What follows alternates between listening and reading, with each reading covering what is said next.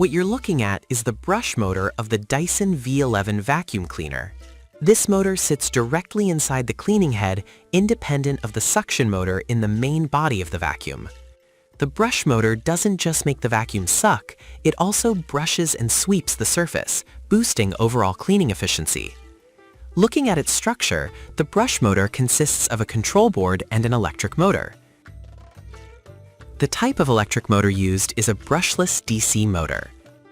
The main reason these motors require a circuit board, or driver, is that they're not capable of spinning on their own.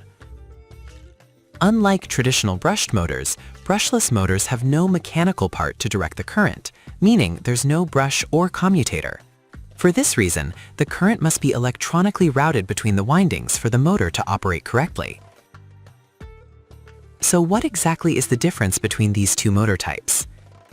In brushed motors, as the motor spins, the brushes physically contact different coils and change the direction of the magnetic field to sustain rotation. In brushless motors, this process is entirely digital. The circuit board determines which coil gets power and when, within milliseconds, creating an artificial rotating magnetic field. Now let's take a closer look at the components on the circuit board under the microscope.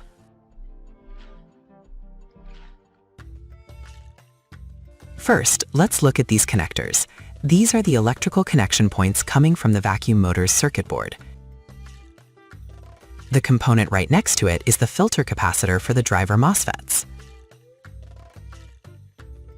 There's also the circuit board's fuse. If the motor isn't running at all, I'd recommend checking this fuse first.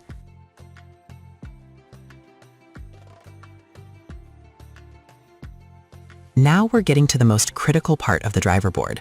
Typically, 6 MOSFETs are used to drive 3-phase motors. These MOSFETs operate in pairs using an H-bridge configuration, sequentially transferring the DC current from the battery to the motor's coils. There are also 3 more of these MOSFETs, part number CSD18514Q5A, on the other side of the board. The brain of the circuit board is the ATS-AMC21E18A microcontroller. This component reads the signal from the user, calculates the rotor's position, and decides the sequence in which the MOSFETs open and close.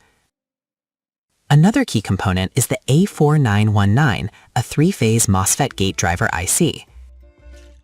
The weak signals coming from the microcontroller, typically 3.3 volt or 5 volt, aren't strong enough to directly drive the high current MOSFETs. This IC amplifies those signals and triggers the MOSFET gates extremely fast, switching them on and off at high speed. This is critical for reducing heat buildup in the system. The board also includes a special resistor called a shunt resistor. This resistor measures the current drawn by the MOSFETs in millivolts and instantly signals the processor that too much current is being drawn. Once the processor detects that the current has reached a dangerous level, it shuts the system down within milliseconds, putting it into a protective state.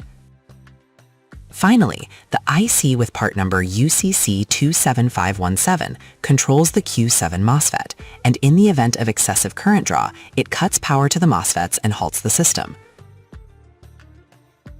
If you enjoyed this video, don't forget to like it and subscribe to the channel. You can also share any questions you have or leave a comment about the topic below. See you in the next video. Take care.